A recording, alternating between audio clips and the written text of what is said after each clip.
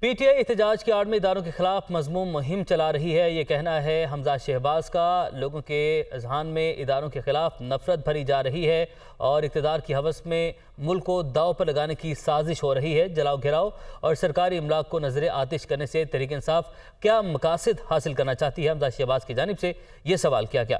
پنجاب حکومت کی نااہلی اور سیکیورٹی میں کوتاہی کی تحقیقات ہونی چاہیے۔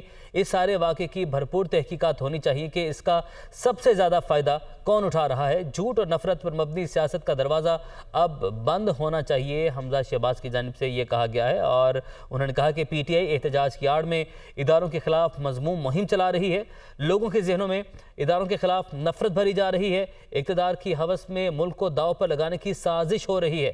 جلاؤ گھیراؤ اور سرکاری املاک کو نظر آتش کرنے سے تحریک انصاف کیا مقاصد حاصل کرنا چاہتی ہے؟ پنجاب حکومت کی نااہلی اور سیکیورٹی میں کوتاہی کی تحقیقات ہونی چاہیے۔ اس سارے واقعے کی بھرپور تحقیقات ہونی چاہیے کہ اس کا سب سے زیادہ فائدہ کون اٹھا رہا ہے۔